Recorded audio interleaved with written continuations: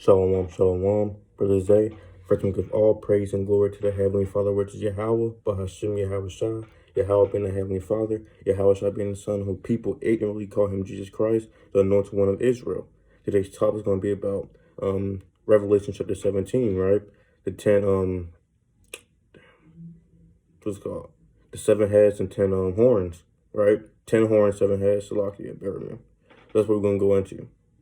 So, we're going to read Revelation chapter 17, verse 1.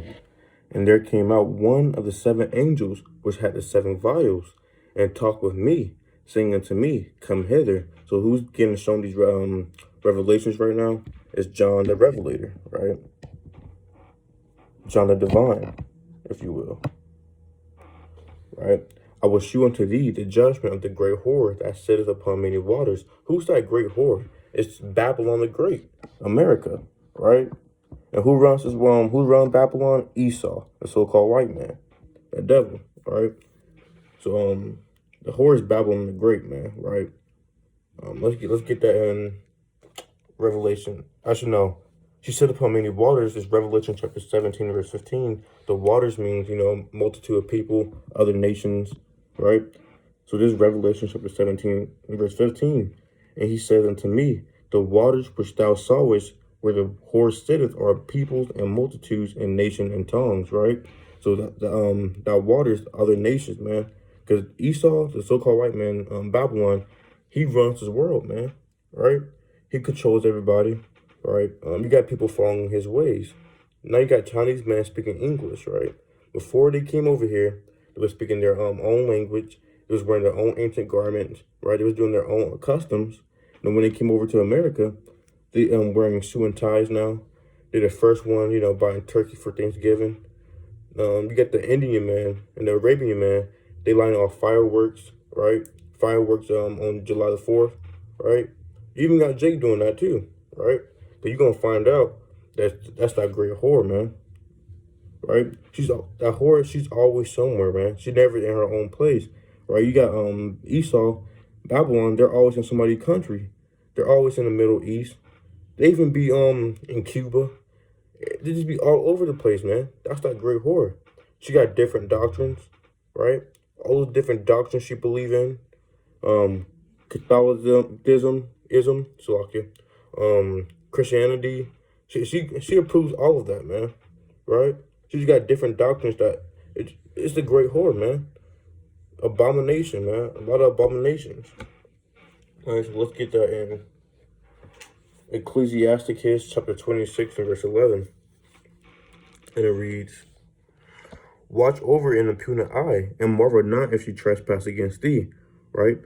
So don't marvel at a beautiful woman, because beautiful is deceit. It can deceive you, man. Verse 12.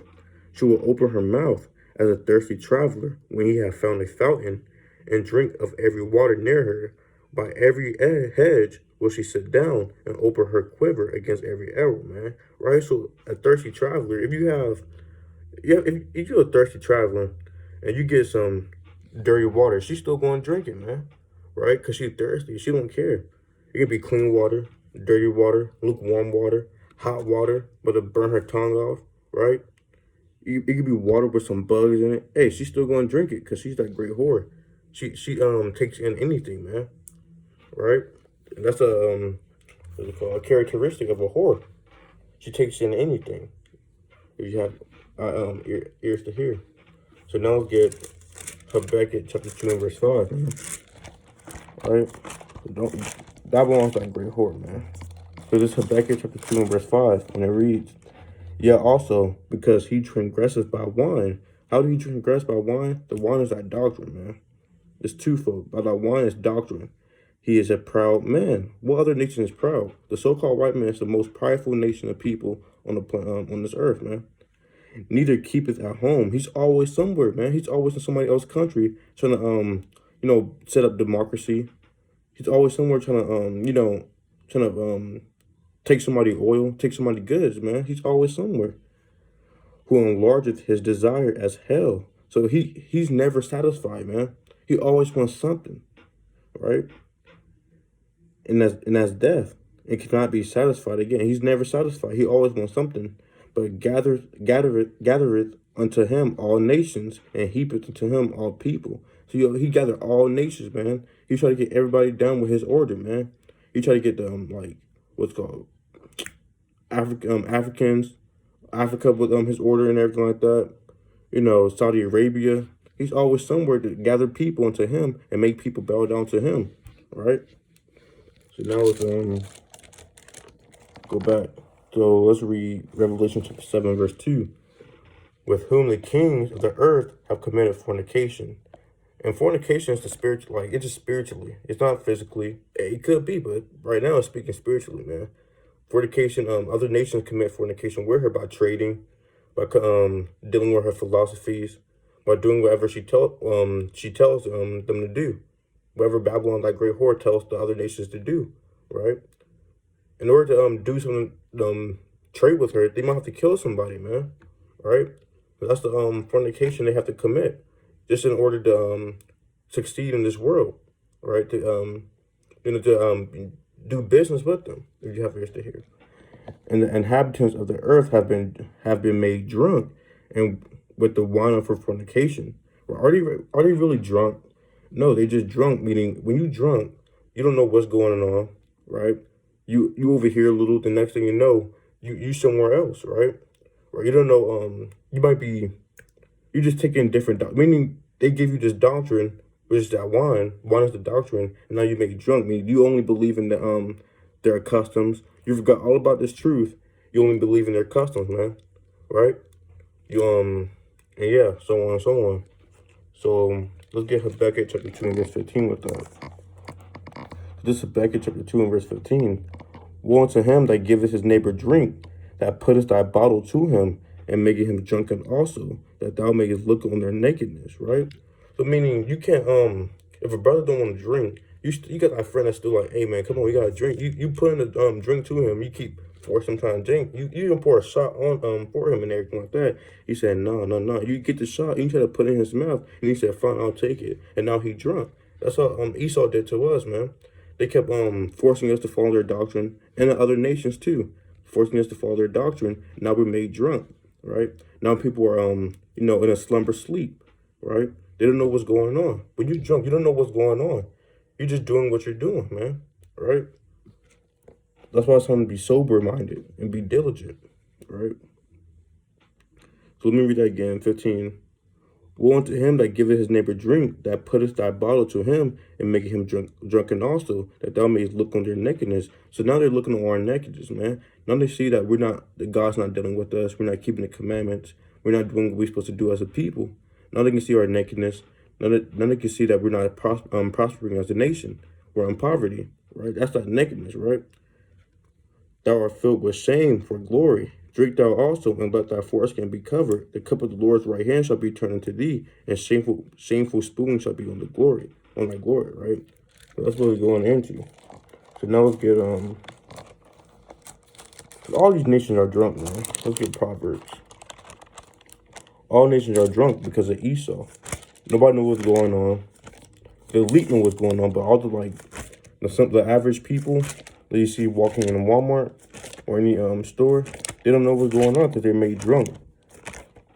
Right when it was born, it was already made to follow the doctrines and everything when it was born, follow the same ways as Esau, right? So this is Proverbs chapter 23 and verse 29. And it reads, who hath woe? Who hath sorrow? Who hath contentions, right? Who has woe? Who has destruction? Who has sorrow, right? Who feels grief, right? Who have babbling, right? Who talks a lot, right? Who have wounds without cause, right? Who's waking up from being drunk and what's it called? And all of a sudden you just have cuts and everything, bruises on your leg and everything like that. Who have redness of eyes? Well, who does? What we're about to see. Verse 30. They that tarry long at the wine, they that go seek mixed wine, right? So those who be drinking all the time, man, those who be drinking, if you drink all the time, you're going to be feeling sorrow. Out of nowhere, you can be fine. And not alcohol, you be drinking the alcohol and everything. Now You talking about your ex-girlfriend, how you miss her, blah, blah, blah. You just going in, and people looking at you like, that. Where was this? They haven't seen that. Because, hey, alcohol, it can bring out a lot. It can bring out that hidden emotion out, man. Right? Or you can be a dude that's always going to fight. Or you can start saying stuff that you really didn't mean to say, but it just came out. Right? Oh, I hate this brother, man. I want to kill this brother. I want to kill you. Right? And then you start holding his mouth like that. Right? That's what wine can do to you. That's what alcohol can do to you. Right? Verse 31.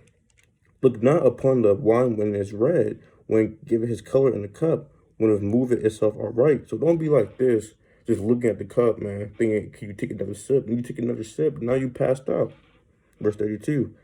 At the last, it biteth like a serpent and stingeth like an adder, right? So you don't want to get bit like a serpent, man, because when you drink, man, you're going to start saying things you didn't mean to say, right? Let's get bit like a serpent. Verse 33. Thine eyes shall behold strange women, and thy heart shall utter perverse things, man. So when you're drunk, you don't think everything's cute. You might think a transgender boy might look cute and everything, but really it's a boy, right? You may wake up, scratching your head, rubbing your face. You look to your left or anything, to your right, and you see it's a boy, man, in your bed, right? That's what alcohol can do. And thy heart shall utter perverse things. I mean, you saying things you didn't mean to say, right? You holding your mouth and everything, your hand shaking, then I can't take it anymore. I hate you, and things like that, man. So that's why it's important not to take wine like that, bro. So now let's get Jeremiah chapter 51:7.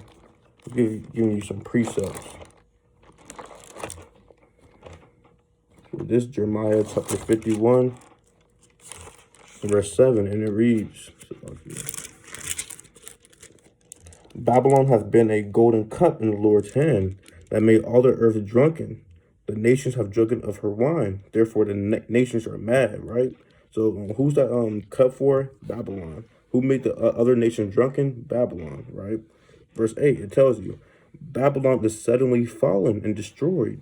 How will for her take balm for her pain? If so be she may be healed, right? So all of a sudden she's destroyed, man, right? Because she has that cup that maketh people drunk. Spiritually, if you have ears to hear, right? Now let's get Revelation chapter 17, verse 2 again. With whom the kings of the earth have committed fornication, and the inhabitants of the earth have been made drunk with the wine of her fornication. Verse 3. So he carried me away in the spirit into the wilderness, and I saw a woman sit upon a scarlet-colored beast, right? And that scarlet-colored beast, what color is scarlet? Like a reddish color. So that's talking about Esau. Let's get that in Genesis chapter 25, man. Right? Genesis chapter 25 and verse 25. And it reads, so this is Genesis 25 and verse 25, and it reads, and it first came out red all over like a hairy garment, and they call his name Esau. Because the so-called white man, he's not white, he's different shades of red and pink. When you touch his skin, he looks all red and everything. When he get embarrassed, he's all red, man. Right? When you get done running, doing push-up, he's all red. His face is all red. All right, so now let's read that again. Revelation chapter 17, verse 3. So he carried me away in the spirit into the wilderness, and I saw a woman sit upon a scarlet-colored beast, full of names of blasphemy, having 7 heads and 10 horns. So, lucky, I didn't mean to say 10 heads. I meant to say 7 heads and 10 horns. All right, but 7 heads and 10 horns, right? And the 7 heads represents 7 Edomite kingdoms, right? And the 10 heads is the power seats, the 10 horns, right? 7 heads and 10 horns. And the 7 Edomite kingdoms was Greece, Rome, Spain, France, Germany, Russia, and Great Britain. Those were the 7 heads, the 7 Edomite kingdoms that's ruling right now, right? AKA the United Nations. But now, before the United Nations, the original was these people, but now other countries are coming into it and everything like that, right? If you look up the original United Nations, it should be these what's it called, these countries, the Edomite countries and everything like that, right? And the 10 horns goes to Belgium, France, Germany, Greece, Italy, Luxembourg, Netherlands, Portugal, Spain, and United Kingdom, so UK. You can look that up on Google yourself, the original, because a lot of nations are joining these things too. But if you look at the original, it's talking about these things, right? So there was just a short cold cut on this thing, a short topic. If you want to go in depth on it, go to Cold Cuts. Go to the channel, YouTube channel, Cold Cuts, COLD, CUTZ, all caps, and look at the 7 heads and 10 horns in depth, right? So this was just a surface topic. So Lord willing, it was edifying. Shalom.